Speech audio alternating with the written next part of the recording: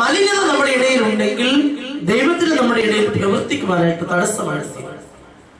ഇസ്രായേൽക്കാര് ജോഷുവയുടെ നേതൃത്വത്തിൽ വാഗ്ദാന ഭൂമിയിലേക്ക് മാർച്ച് ചെയ്ത സമയത്ത് അവർ ഹിത്യരെ തോൽപ്പിക്കാനായിട്ട് പോവാ. അപ്പൊ അവിടെ ചെന്നപ്പോഴ് ജോഷുവ പറഞ്ഞു, അപ്പൊ ഇവര് ഒത്തിരി നേതാക്കന്മാരെയൊക്കെ പടത്തലവന്മാരെയൊക്കെ ഒരുക്കിയിട്ടുണ്ട്, കുറെ നേതാക്കന്മാരെ കൂട്ടിട്ട് നിങ്ങൾ പോയി ആ പട്ടണം ഒന്ന് നോക്കിയിട്ട് വരാം. അപ്പൊ ഇവര് നോക്കിയിട്ട് വന്നിട്ട് പറഞ്ഞു, കുഴപ്പമൊന്നുമില്ല, ഒത്തിരി ആളുകളൊന്നുമില്ല, അവിടെ നമ്മൾ എല്ലാവരും ഒന്നും പോകണ്ട, നമ്മുടെ കൂട്ടത്തിൽ കുറെ പേര് പോയി യുദ്ധം ചെയ്താൽ മതി, അത് നമുക്ക് സുഖമായിട്ട് പിടിച്ചെടുക്കാം. അവരെനിക്ക് തോന്നുന്നു 3000 ആണെന്ന് തോന്നുന്നു. 3000 യുദ്ധവീരന്മാരെ അവരത് തെരഞ്ഞെടുത്തു. അവര് ഇസ്രായേൽ മക്കളുടെ ഇടയിൽ നിന്ന് യുദ്ധം ചെയ്യുവാനായിട്ട് ആ പട്ടണം പിടിച്ചെടുക്കുവാനായിട്ട് പോയി. ഫലമോ അവർ തോറ്റു തുന്നം പാടേണ്ടതായിട്ട് വന്നു. ഇസ്രായേൽ മക്കളെ തോപ്പിച്ചു കഴിഞ്ഞപ്പോഴേ ഇസ്രായേൽ മക്കളിൽ വന്നു വെല്ലുവിളിയായി. അപ്പൊ ജോഷുവ ദൈവത്തിന് മുമ്പാകെ പോവാണ്, നീ എന്തുകൊണ്ടാണ് ഞങ്ങളെ കൈവിട്ടത്? നീ ഞങ്ങളോട് ഇല്ലായിരുന്നു, എപ്പോഴും ദൈവം കൂടെയുണ്ട്. ഇസ്രായേൽ മക്കളെ നീ എന്തുകൊണ്ടാണ് ഞങ്ങളുടെ കൂടെ? അപ്പോഴാണ് ദൈവം അവർ കാണിച്ചു കൊടുത്തത്, അതിനു മുമ്പ് പിടിച്ചിറക്കിയ പട്ടണത്തില് ഒന്നും എടുക്കരുത് എന്ന് ദൈവം അവർക്ക് പറഞ്ഞിരുന്നതാണ്. പക്ഷെ അവരുടെ അടുത്ത് കണ്ടു കഴിഞ്ഞപ്പോൾ കുറെ ആശകളൊക്കെ തോന്നി, കുറെ സാധനങ്ങളൊക്കെ കുറെ പേരൊക്കെ എടുത്തു വെച്ചു. അപ്പോൾ പറഞ്ഞു, ഞാൻ എടുക്കരുതെന്ന് പറഞ്ഞ വസ്തുക്കള് നിങ്ങൾ സ്വന്തമാക്കി വെച്ചിരിക്കുന്നതുകൊണ്ടാണ് എന്റെ കോപം നിങ്ങളുടെ മേല് ഉണ്ടായത് എന്ന് പറഞ്ഞുകൊണ്ട് നിങ്ങൾ ശുദ്ധീകരിക്കാൻ പറയും. ജോഷുവ ഇങ്ങനെ ഓരോ ഗോത്രത്തെയും വിളിച്ച് ആരുടെയാണെന്ന് കണ്ടുപിടിക്കാൻ ഏറ്റവും അവസാനം കണ്ടെത്തി അത് നശിപ്പിക്കുകയും അത് ചെയ്തവനെ നശിപ്പിക്കുകയും ചെയ്യുന്നതായിട്ട് നമ്മൾ നിയമാവർത്തന പുസ്തകത്തിനകത്ത് വായിക്കും. ഇത് പറഞ്ഞത് തിന്മ നമ്മുടെ ഇടയിൽ ഉണ്ടെങ്കിൽ, നമ്മളിൽ തിന്മയുണ്ടെങ്കിൽ ദൈവത്തിന് അത്ഭുതം പ്രവർത്തിക്കാൻ ഒക്കെയില്ല. നമ്മുടെ ഇടയിൽ തിന്മയുണ്ടെങ്കിൽ ദൈവത്തിന് അത്ഭുതം പ്രവർത്തിക്കാൻ സാധിക്കില്ല. മധ്യസ്ഥ പ്രാർത്ഥന നടത്തണമെങ്കിൽ നമ്മളെല്ലാം മധ്യസ്ഥ പ്രാർത്ഥന നടത്തുന്നവരാണ്. പ്രത്യേകിച്ച് ഇങ്ങനെ നമ്മൾ കൂടുമ്പോൾ, ബുധനാഴ്ചകൾ നമ്മൾ കൂടുമ്പോൾ നമ്മൾ തീർച്ചയായിട്ടും മധ്യസ്ഥ പ്രാർത്ഥനയുടെ ഗ്രൂപ്പായിട്ടാണ് നമ്മൾ കൂടേണ്ടത്. മധ്യസ്ഥ പ്രാർത്ഥനയുടെ ഗ്രൂപ്പായിട്ട് കൂടുമ്പോൾ നമ്മൾക്ക് വ്യക്തിപരമായ ദൈവത്തോട് ഒരു ബന്ധം, വ്യക്തിപരമായ നമ്മുടെ ജീവിതത്തിൽ നൈർമല്യം, ഒപ്പം നമ്മുടെ കൂട്ടായ്മയിൽ ഈ മധ്യസ്ഥ പ്രാർത്ഥന കൂടുന്നവരുടെ ഇടയിൽ ഒരു നൈർമല്യം. എനിക്ക് തോന്നുന്നു അതുകൊണ്ടാണ് എല്ലാ ശുശ്രൂഷകളും തന്നെ ധ്യാനകേന്ദ്രങ്ങളുടെ ശുശ്രൂഷ നടത്തുമ്പോൾ അതിനകത്ത് ആനാമണം തെളിക്കുന്ന കർമ്മമുണ്ട്. ഇവിടെ ഉണ്ടെന്ന് എനിക്ക് തോന്നുന്നു, ഉണ്ട്. അത് ഇതിനു വേണ്ടിയാണ്. അത് ജനത്തിനിടയിൽ, സമൂഹത്തിനിടയിൽ എന്തെങ്കിലും തിന്മകളൊക്കെ ഉണ്ടെങ്കിൽ ആ തിന്മകളെല്ലാം കഴുകി വെടിപ്പാക്കുന്നതിനെ സൂചിപ്പിക്കാൻ വേണ്ടിയാണ് ആനാമണം തെളിക്കുക. വിശുദ്ധ ജലം തെളിച്ചുകൊണ്ട് നമ്മൾ നിർമ്മലരാക്കണം, വെടിപ്പാക്കുകയാണ് ചെയ്യുക. അതിനുശേഷമാണ് പ്രധാന ശുശ്രൂഷയിലേക്ക് പോകുന്നത്. അപ്പോഴാണ് അത്ഭുതങ്ങൾ അനുഭവിക്കുവാനായിട്ട് നമുക്ക് സാധിക്കുക. തിന്മയിൽ നിന്നും വിടുതൽ നേടിയ ജീവിതം നമ്മൾ നയിച്ചെങ്കിൽ മാത്രമേ നമുക്ക് ദൈവത്തിന് മുമ്പാകെ അനുഗ്രഹം പ്രാർത്ഥിക്കുവാൻ, നമുക്ക് അനുഗ്രഹങ്ങൾ പ്രാപിക്കുവാൻ, മറ്റുള്ളവർക്ക് അനുഗ്രഹങ്ങൾ പ്രാപിക്കുവാൻ സാധിക്കുക. 2 സംഭവങ്ങൾ സുവിശേഷത്തിൽ നിന്ന് പറഞ്ഞുകൊണ്ട് ഞാൻ നിർത്താം. നമ്മൾ വിചാരിക്കും മധ്യസ്ഥ പ്രാർത്ഥന നമുക്ക് ആവശ്യമാണ്. അതാണെന്നുള്ളതിന് 2 തെളിവുകൾ. ഒന്ന് ലാസറിനെ ഈശോ ഉയർപ്പിച്ച സംഭവമാണ്. ലാസറിനെ ഉയർപ്പിച്ച സംഭവം നിങ്ങൾക്കൊക്കെ അറിയാവുന്നതാണ്. അവിടെ അത് വായിക്കാനായിട്ട് പോകുന്നില്ല, ഒത്തിരി സമയം എടുക്കുന്നതുകൊണ്ട്. ലാസർ മരിച്ചപ്പോൾ ഈശോ അവിടെ ഇല്ലായിരുന്നു. രോഗിയാണെന്ന് പറഞ്ഞ് മെസ്സേജ് വിട്ടു. പക്ഷെ അന്നേരം ഈശോ ബോധപൂർവം വരാതെ 3 ദിവസം താമസിപ്പിച്ചു. 3 ദിവസം താമസിച്ചു. ഈശോ വന്നപ്പോഴും മരിച്ചു. ഈശോക്ക് അതിന് മുമ്പ് അറിയാം. ഈശോ പറയുന്നുണ്ട് ശിഷ്യന്മാരൊക്കെ, ലാസർ ഉറങ്ങുകയാണ്, നമുക്ക് അവനെ ഉണർത്താൻ പോകാമെന്ന് പറയുന്നുണ്ട്. അപ്പൊ ശിഷ്യന്മാര് പൊട്ടന്മാര് പറയുന്നുണ്ട്, ഉറങ്ങുകയാണെങ്കിൽ അവൻ ഉണർന്നുകൊള്ളു. ഉറങ്ങുന്നവനെ അസുഖം കുറഞ്ഞതിനുള്ള തെളിവാണ് ഉറങ്ങാന്ന് പറയുന്നത്. അസുഖമുള്ളപ്പോൾ ഉറക്കം വരത്തില്ല. നന്നായിട്ട് ഉറങ്ങുകയാണെങ്കിൽ അസുഖം ഭേദമായെന്നുള്ളതാണ്. പിന്നെ ഉണർന്നുകൊള്ളി നമ്മൾ പോകണമെന്ന് പറയുന്നു. അപ്പോൾ ഈശോ പറയുന്നത്, നാം മരിച്ചുപോയി, നമ്മളവിടെ ഇല്ലായിരുന്നു, അതായത് നമുക്കിപ്പോൾ അവിടേക്ക് പോകാന്ന് പറഞ്ഞാണ് ബഥേനിയയിലേക്ക് പോവുക. അവിടെ ചെന്ന് കഴിഞ്ഞപ്പോൾ ഇവരെല്ലാം ഭയങ്കര ബഹളം, മത്തയും മറിയവും എല്ലാം ഭയങ്കര ബഹളം, കരച്ചിലും വീഴ്ചയും എല്ലാം. നാട്ടുകാർ ഒത്തിരി പേര് വിലപിക്കുകയും ഇവരെല്ലാം ചെയ്തുകൊണ്ടിരിക്കുക. അപ്പൊ ഈശോ അവിടെ ചെന്നു. അവിടെ ചെന്നതിന് ശേഷം കല്ലറങ്കിലേക്ക് പോവാ. അവനെ എവിടെയാണ് അടക്കിയിരിക്കുന്നത് ചോദിച്ചു. അവരവിടെ ഈശോയുടെ കല്ലറങ്കിലേക്ക് കൊണ്ടുപോയി. അപ്പോഴും ജനം ഈശോ നിരുത്സാഹപ്പെടുത്താണ്. അടക്കിയിട്ട് 3 ദിവസമായി, ഇപ്പൊ തുറന്നാൽ ദുർഗന്ധമായിരിക്കും, അതുകൊണ്ട് ഇത് തുറക്കാതിരിക്കുന്നതാണ് നല്ലത്. ഈശോ പറയാണ്, കല്ല് ഉരുട്ടി മാറ്റും. കല്ല് ഉരുട്ടി മാറ്റാനായിട്ട് ഈശോ പറയും. ഈശോയ്ക്ക് അത് പറയേണ്ട ഒരു ആവശ്യമില്ല. ലാസറിനെ ഉയർപ്പിക്കാൻ ശക്തിയുള്ള ഈശോയ്ക്ക് ഈ കല്ല് ഉരുട്ടി മാറ്റാൻ ഒരു പ്രശ്നവുമില്ല. ഈ കല്ല് അവിടെ വെച്ചിരുന്നാൽ പോലും ലാസറിനെ പുറത്തേക്ക് കൊണ്ടുവരാനായിട്ട് സാധിക്കും.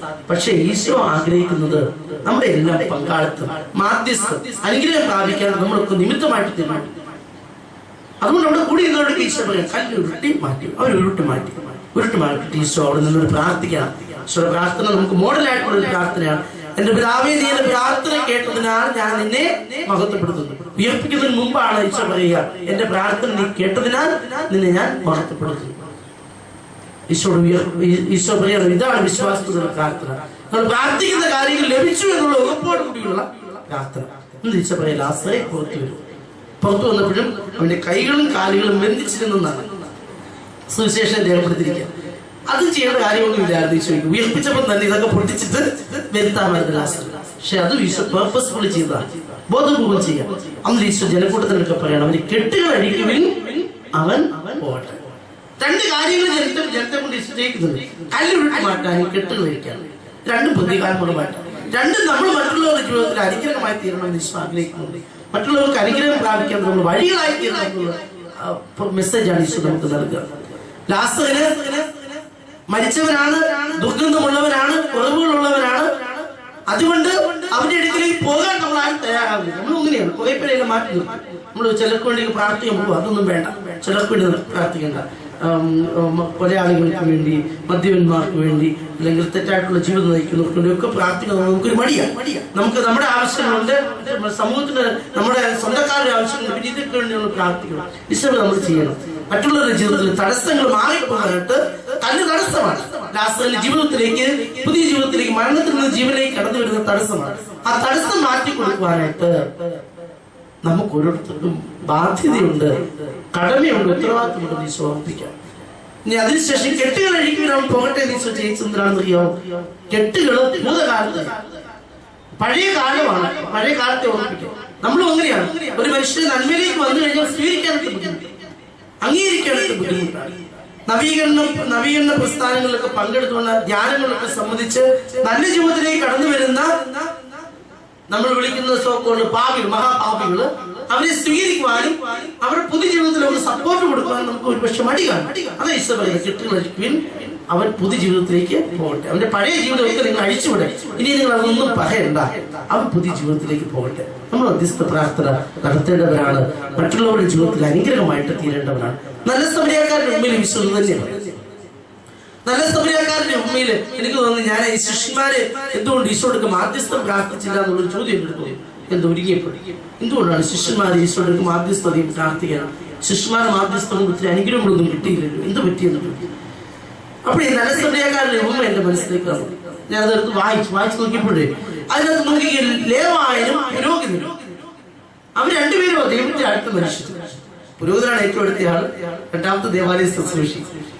അവർ രണ്ടുപേരും ഈ വീണ് കിടക്കുന്ന മനുഷ്യനെ, കഷ്ടത്തിലായിരിക്കുന്ന മനുഷ്യനെ നോക്കുന്നു പോലും, ഗവനിക്കാതെ കടന്നു പോകുക. അവന്റെ ശത്രു എന്ന് പറഞ്ഞിരുന്ന മനുഷ്യനാണ് അവന് യഥാർത്ഥ അയൽക്കാരനായിട്ട് തീരുക. നല്ല സമരിയാക്കാരന്റെ ഉമ്മ. ഒരു മനുഷ്യൻ ജെറുസലേമിൽ നിന്ന് ജെറിക്കോയിലേക്ക് പോവുക. ജെറുസലേം ദൈവത്തിന്റെ നഗരമാണ്. ദൈവത്തിന്റെ നഗരത്തിൽ നിന്ന് ജെറിക്കോ വിജാതിയുടെ പട്ടണത്തിലേക്കാണ് ഈ മനുഷ്യൻ പോയത്. ദൈവത്തിൽ നിന്ന് അകന്ന് പാപത്തിലേക്ക് പോയ മനുഷ്യൻ, ദൈവത്തിൽ നിന്ന് അകന്ന് തെറ്റായ വഴികളിലേക്ക് പോയ മനുഷ്യൻ, ജെറിക്കോ വിജാതിയുടെ പട്ടണം.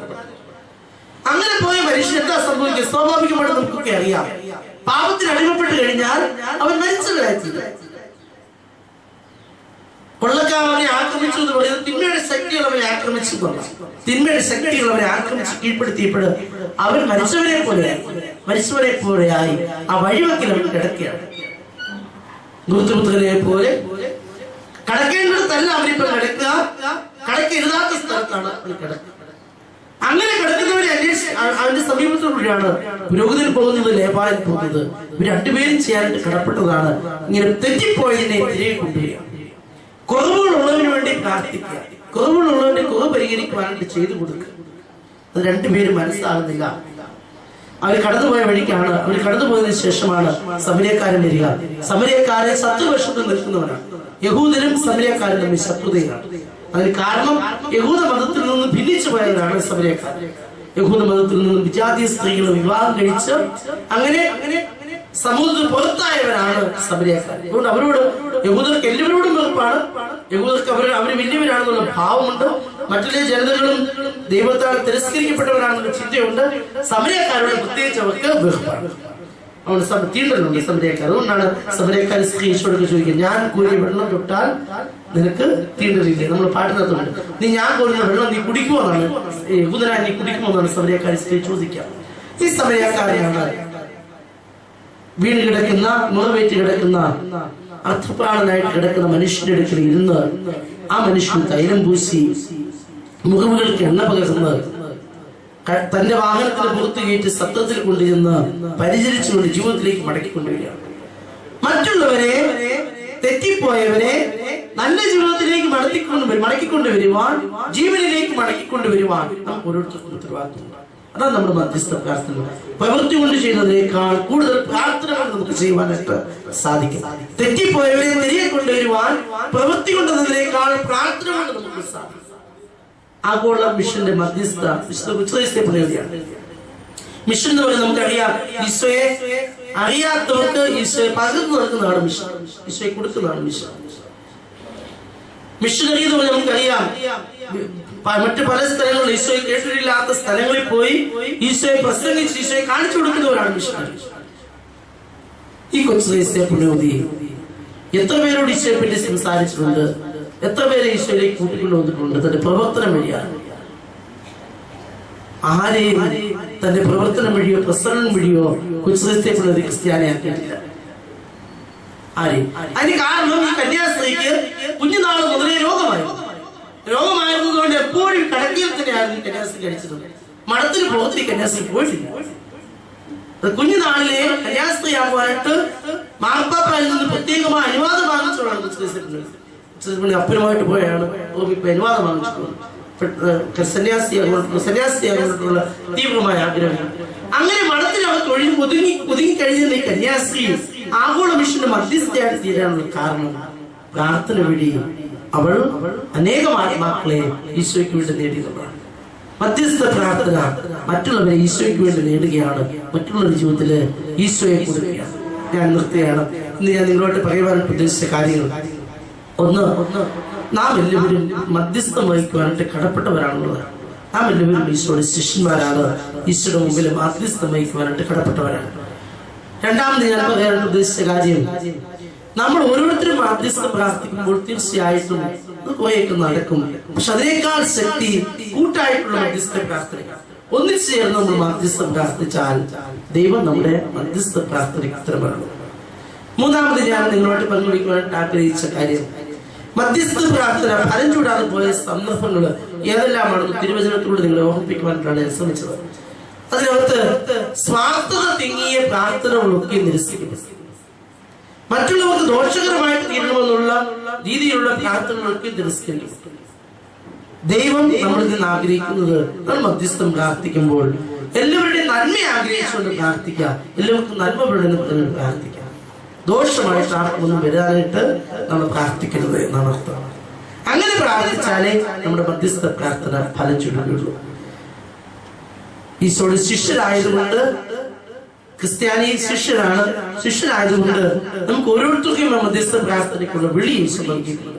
മധ്യസ്ഥം പ്രാർത്ഥിക്കുക, മറ്റുള്ളവർക്ക് ദൈവത്തിന്റെ അനുഗ്രഹം പ്രാപിച്ചു നൽകുക. അതിന് നമുക്ക് സാധിക്കണമെങ്കിൽ രണ്ട് കാര്യങ്ങൾ നമ്മുടെ ഭാഗത്തുണ്ടാവണം. ഒന്ന്, നമ്മളും ദൈവവും തമ്മിലുള്ള ബന്ധം നല്ലതാവണം.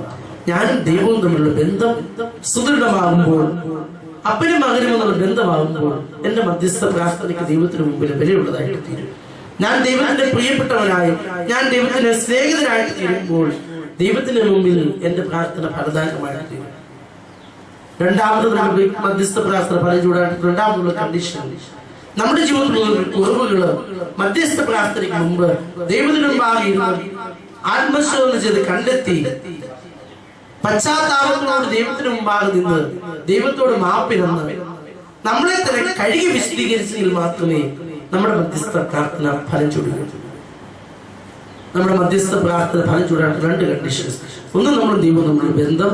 രണ്ട്, പാപത്തിൽ നമ്മൾ നമ്മളെ തന്നെ കഴുകി വിശദീകരിച്ചുകൊണ്ട് ദൈവത്തിന് മുമ്പാകെ വരണം. ആർക്ക് വേണ്ടി നമ്മൾ മധ്യസ്ഥം പ്രാർത്ഥിക്കണം? നമുക്ക് നമ്മളോട് ചേർന്ന് നിൽക്കുന്നവർക്ക് വേണ്ടി മാത്രമല്ല, നമ്മൾ അറിയുന്ന നമ്മുടെ പ്രിയപ്പെട്ടവർക്ക് വേണ്ടി മാത്രമല്ല, എല്ലാവർക്കും വേണ്ടി മധ്യസ്ഥം പ്രാർത്ഥിക്കുവാൻ നമുക്ക് കടമയുണ്ട്. എല്ലാവർക്കും വേണ്ടി പറഞ്ഞാൽ ഏറ്റവും അങ്ങേയറ്റത്ത് കിടക്കുന്നവർക്ക് വേണ്ടി പോലും പ്രാർത്ഥിക്കുവാനായിട്ട് നമുക്ക് കടമയുണ്ട് എന്നാണ് ലാസറിനെ ഉയർപ്പിച്ച സംഭവത്തിലും നല്ല സമരായ ഭൂമിയിലൂടെ യേശു നമ്മളെ പഠിപ്പിക്കുക. ആരൊക്കെ നമ്മുടെ പ്രാർത്ഥന അർഹിക്കുന്നു അവർക്കൊക്കെ വേണ്ടി പ്രാർത്ഥിക്കും. പ്രത്യേകിച്ച് ആര് പ്രാർത്ഥിക്കുക, എല്ലാവർക്കും വേണ്ടി പ്രാർത്ഥിക്കാം. നമ്മുടെ മധ്യസ്ഥ പ്രാർത്ഥനയെ തീർച്ചയായിട്ടും ആരും പ്രാർത്ഥിക്കും. എനിക്ക് പലയമ്പാല ചെയ്യുന്നപ്പോൾ എനിക്കൊരു അനുഭവമുണ്ട്. ഒരു അച്ചായന് എൻ്റെ അടുക്കല് എല്ലാ മാസവും ഒരു കുർബാനയ്ക്ക് പൈസ തരും. അത് തരുന്നത് ആര് കുർബാന ഇരിക്കാനില്ലാത്ത ആത്മാക്കൾക്ക് വേണ്ടി കുർബാന ഇരുന്നത്. സാധാരണ സകല മരിച്ചവർക്കും വേണ്ടി ചെല്ലാൻ പറഞ്ഞിട്ട് സാധാരണ ആളുകൾ. പക്ഷേ ഈ അച്ചായ ചെറുത് എല്ലാ മാസവും ഒരു കുർബാനയ്ക്ക് വരുമായിരുന്നു. ആരും പ്രാർത്ഥിക്കാനില്ലാത്ത മരിച്ചുപോയവർക്ക് വേണ്ടി കുർബാനയില്ല. ഞാൻ ചെങ്ങന്നൂരി ചെന്നപ്പോൾ അവിടെ അച്ചായ വന്നിട്ട് പറഞ്ഞു 7 സകല മരിച്ചവർക്കും വേണ്ടി കുർബാനയില്ല. സകല മരിച്ചവർ വരുമ്പോൾ ഞാൻ പറഞ്ഞു എല്ലാ മരിച്ച വിശ്വാസികൾക്കും വേണ്ടിയാണെന്ന്. ഉടനെ പുള്ളികളൊക്കെ പറയാം എല്ലാ മരിച്ച വിശ്വാസികൾക്കും വേണ്ടി ചലിപ്പിക്കാനായിട്ട് എനിക്ക് മനസ്സിൽ വെച്ചാൽ അത് അദ്ദേഹം പറയാണ് എന്റെ കുടുംബത്തിൽ നിന്ന് മരിച്ചു പോയവരെ അച്ഛാ ഞാൻ ഉദ്ദേശിച്ച സകല മരിച്ച വിശ്വാസികളും എന്ത് ഇടിക്കത്തില്ല. രണ്ട് തരത്തിൽ നിൽക്കുക. തമാശയായിട്ട് കുറച്ചാണ് മനസ്സിലുള്ളത്. ഞങ്ങൾ അത്ര അടുപ്പായതുകൊണ്ട് അച്ഛായിട്ട് നമ്മളെപ്പോഴും നോക്കി നമ്മൾ ചില നിർത്തുമാനിരിക്കുന്നത് നോക്കി ഒന്നെങ്കിൽ നമ്മുടെ ഏതെങ്കിലും ആവശ്യം സാധിച്ചു കിട്ടാൻ വേണ്ടി അല്ലെങ്കിൽ നമ്മുടെ പ്രിയപ്പെട്ടവരുടെ ഓർമ്മയ്ക്ക് വേണ്ടി അല്ല ആരുമില്ലാത്തവർക്ക് നമ്മളൊന്നും ചെയ്യാറില്ല. ആരുമില്ലാത്തവർക്ക് വേണ്ടി അപ്പൊ ഇന്നും ഈശോ ആർക്കൊക്കെ വേണ്ടി മാധ്യസ്ഥം പ്രാർത്ഥിക്കണം. എല്ലാവർക്കും വേണ്ടി നമ്മൾ മാധ്യസ്ഥം പ്രാർത്ഥിക്കണം. നമ്മുടെ പ്രിയപ്പെട്ടവർക്ക് വേണ്ടി തീർച്ചയായിട്ടും നമ്മുടെ ജീവിത പങ്കാളിക്ക് വേണ്ടി, മക്കൾക്ക് വേണ്ടി, മാതാപിതാക്കൾക്ക് വേണ്ടി, സഹോദരങ്ങൾക്ക് വേണ്ടി ഒക്കെ നമ്മൾ പ്രാർത്ഥിക്കണം. പക്ഷെ അവർക്ക് വേണ്ടി മാത്രം പ്രാർത്ഥിച്ചാൽ പോരാ, അതിനപ്പുറത്തേക്ക് നമ്മുടെ പ്രാർത്ഥനകൾ പോകണം. എല്ലാ മനുഷ്യർക്കും വേണ്ടി പ്രാർത്ഥിക്കുവാനായിട്ട് നമുക്ക് സാധിക്കണം. എല്ലാവർക്കും നന്മ വരാനായിട്ട്, എല്ലാവർക്കും ദൈവത്തിന്റെ അനുഗ്രഹം പ്രാപിക്കുവാനായിട്ട് പ്രാർത്ഥിക്കുവാനായിട്ട് നമുക്ക് സാധിക്കണം. നമുക്കൊരു നിമിഷം കണ്ണുകളടയ്ക്കാം. ദൈവത്തിന് മുമ്പാകെ നമുക്കായിരിക്കാം. നമുക്ക് ഈശോയോട് പ്രാർത്ഥിക്കാം. ഈശോയെ, അങ്ങയുടെ സന്നിധിയിൽ ഞങ്ങൾ ഇന്ന് ഒന്നിച്ചു കൂട്ടിയതിനെ ഓർത്തുകൊണ്ട് ഞങ്ങൾ അങ്ങയെ വാഴ്ത്തി സ്തുതിക്കുന്നു. അങ്ങയുടെ സന്നിധിയിലായിരുന്നുകൊണ്ട് അങ്ങ് ഞങ്ങൾക്ക് പകർന്നു നൽകുന്ന സന്ദേശത്തെ ഞങ്ങൾ തിരുസന്നിധിയിൽ ഓർത്തുകൊണ്ട് പ്രാർത്ഥിക്കുന്നു. ഈശോയെ, അങ്ങുമായി നല്ല ബന്ധം ഞങ്ങൾക്ക് ഓരോരുത്തർക്കും ഉണ്ടാകണമെന്ന് അങ്ങ് ആഗ്രഹിക്കുന്നു. അങ്ങ് ഞങ്ങളുടെ സ്പഷ്ടമായിട്ടത് പറഞ്ഞിട്ടുണ്ട്. ഞാൻ നിങ്ങളെ ദാസരെന്ന് നീ വിളിക്കുകയില്ല, നിങ്ങൾ എന്റെ സ്നേഹിതരാണ്. ഈശോയെ, അങ്ങ് ഞങ്ങളെ നോക്കിക്കൊണ്ടത് പറയുന്നുണ്ട്. ശിഷ്യന്മാരെ നോക്കിക്കൊണ്ട് പറയുന്ന അതേ വാക്കുകൾ. നിങ്ങൾ എന്റെ ദാസരൊന്നുമല്ല, നിങ്ങൾ എന്റെ സ്നേഹിതരാണ്, നിങ്ങൾ എന്റെ പ്രിയപ്പെട്ടവരാണ്. ഈശോയെ, സ്നേഹിതരുടെ സ്ഥാനം, ആ സ്നേഹിതനായിരിക്കുന്നതിന്റെ നന്മ അത് അനുഭവിക്കുവാൻ ഞങ്ങൾക്ക് ഓരോരുത്തർക്കും സാധിക്കട്ടെ. അതിനുള്ള കൃപ ഞങ്ങൾക്ക് നൽകണം. അങ്ങയുടെ സ്നേഹം അങ്ങയുടെ സ്വന്തമാണ് ഞങ്ങളുടെ ബോധ്യം. അങ്ങനെ അങ്ങുമായി നല്ല ബന്ധം സ്ഥാപിച്ചുകൊണ്ട് മറ്റുള്ളവരിലേക്ക് നന്മ ഒഴുക്കുന്ന നീർച്ചാലുകളായി, മാധ്യസ്ഥ ശക്തികളായി ഞങ്ങൾ ഓരോരുത്തരെയും രൂപാന്തരപ്പെടുത്തണമേ. ഈശോയെ, വിശുദ്ധാത്മാക്കൾ മാത്രമല്ല, ഞങ്ങൾ ഓരോരുത്തരും അങ്ങയുടെ മുമ്പിൽ മാധ്യസ്ഥം പ്രാർത്ഥിക്കേണ്ടവരാണ്. ഞങ്ങൾ ഓരോരുത്തരും മറ്റുള്ളവർക്ക് ദൈവാനുഗ്രഹം പ്രാപിക്കുവാനായിട്ട് നിമിത്തമായി തീരേണ്ടവരാണ്.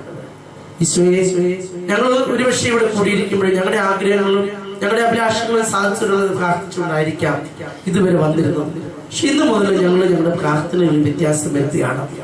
ഞങ്ങളുടെ ആവശ്യങ്ങൾ പറയുന്നതിനേക്കാളുപരിയായി മറ്റുള്ളവരുടെ ആവശ്യങ്ങൾക്ക് വേണ്ടി, കൂടെ ഒപ്പമായിരിക്കുന്നവരുടെ ആവശ്യങ്ങൾക്ക് വേണ്ടി, ആരും പ്രാർത്ഥിക്കാനില്ലാത്തവരുടെ ആവശ്യങ്ങൾക്ക് വേണ്ടി തിരുസന്നിധിയിൽ പ്രാർത്ഥിക്കുവാനുള്ള വരം, അങ്ങനെ പ്രാർത്ഥിക്കുന്നതിനുള്ള കൃപ ഞങ്ങൾക്ക് നൽകി അനുഗ്രഹിക്കും. ഞങ്ങൾ പ്രാർത്ഥിക്കാം. താവായിശോയെ, ഈ മധ്യസ്ഥ പ്രാർത്ഥനയ്ക്കായി സമ്മേളിച്ചിരിക്കുന്ന ഈ സമൂഹത്തെ തിരുസന്നിധി ഞങ്ങൾ സമർപ്പിക്കണം. ഈശോയെ, ഇവിടെ ഓരോരുത്തരുടെയും ജീവിതത്തെ ഞങ്ങൾ സ്പർശിക്കണം. ഏതെല്ലാം ആഗ്രഹത്തോടുകൂടി, ഏതെല്ലാം താല്പര്യത്തോടെ അവരിവിടേക്ക് വന്നിരിക്കുന്നു, ഏതെല്ലാം വേദനകളോടുകൂടി അവരിവിടെ ആയിരിക്കുന്നു, ആ വേദനകളൊക്കെയും അങ്ങ് എടുത്തു മാറ്റണം. ഈശോയെ, വ്യക്തി ജീവിതത്തിലെ സമാധാനം നഷ്ടപ്പെട്ട അനുഭവങ്ങള്, കുടുംബജീവിതത്തിലെ സ്വസ്ഥത എടുക്കുന്ന അനുഭവങ്ങള്, മക്കളുടെ ഭാവിയെ ഓർത്തുകൊണ്ടുള്ള ആകുലതകള്, കുടുംബത്തിലുണ്ടായിരിക്കുന്ന സാമ്പത്തികമായ പരാധീനതകള്,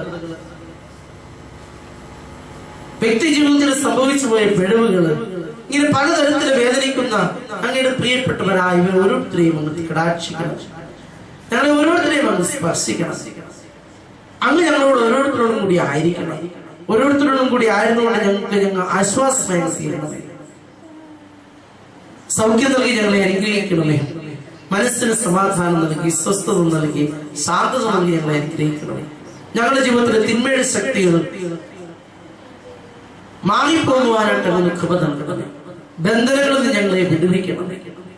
അങ്ങയുടെ ശക്തി അനുഭവിച്ചുകൊണ്ട് ജീവിക്കുവാൻ, അങ്ങയുടെ ശക്തമായ വലതുകരത്തിന് കീഴിൽ എപ്പോഴും ആയിരിക്കുവാൻ ഞങ്ങൾ ഓരോരുത്തരെയും കൃപ നൽകി അനുഗ്രഹിക്കണമേ. അങ്ങനെ അങ്ങയോട് ചേർന്ന് നിന്നുകൊണ്ട് അങ്ങിൽ നിന്ന് അനുഗ്രഹങ്ങൾ പ്രാപിച്ച് ഞങ്ങളും അങ്ങയെ മഹത്വപ്പെടുത്തിക്കൊണ്ട് ഈ ഭൂമിയിൽ ആയിരിക്കുവാനായിട്ടുള്ള കൃപ നൽകി അനുഗ്രഹിക്കണമേ.